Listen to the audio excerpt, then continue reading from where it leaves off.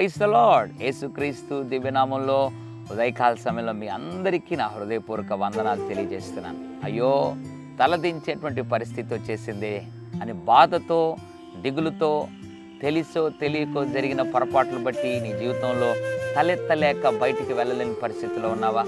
దేవుని బిడ్డ, నువ్వేం దిగులు పడక్కర్లేదు. మరికొంతమంది అయితే ఏం జరిగిపోతుందో ఏమో, ఎక్కడైనా అవమానం జరుగుతుందేమో, నష్టపోతానేమో, సిగ్గుపడాల్సిన పరిస్థితి వస్తుందేమో, ఇంతవరకు బాగా తలెత్తి బ్రతికాం, ఇక బయటికి రాలేమేమో అని రకరకాల ఆందోళన, పరిస్థితులు బట్టి ఆందోళనలో, దిగులులో, ఇబ్బందులో ఉన్నావా?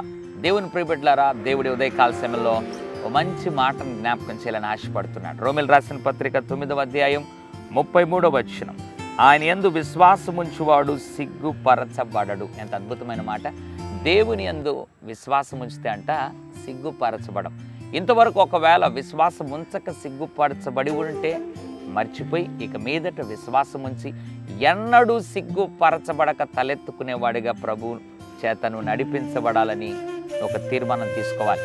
రెండవదిగా, ఇంతవరకు నీ జీవితంలో విశ్వాసం ఉంచని వాడిగా ఒకవేళ ఉన్నట్లయితే, ప్రభువా ఇంక మీదట విశ్వాసం ఉంచి ఎప్పుడు తలపైకెత్తుకుని జీవించేటువంటి అనుభవం నాకు దయచేయి ప్రభు అని ప్రార్థన చేయాలి.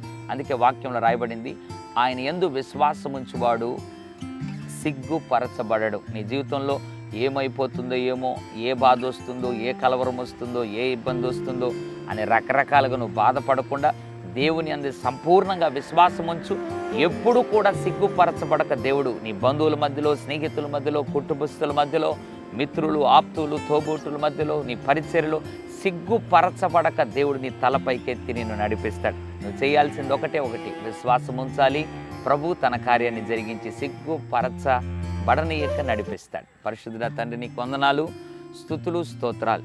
నీ యందు విశ్వాసం ఉంచువాడు సిగ్గుపరచబడు అని రాయబడినట్లుగా విశ్వాసం ఉంచి సిగ్గుపరచబడనక్కర్లేని వారిగా జీవింపజేయమని, ఎవరైతే ఇప్పటికే అవమానములో, దిగులు, ఇబ్బంది, ఆందోళన తలదించారో మళ్ళీ వారి తలపైకి ఎత్తమని యేసు నామములో ప్రార్థిస్తున్నాం తండ్రి.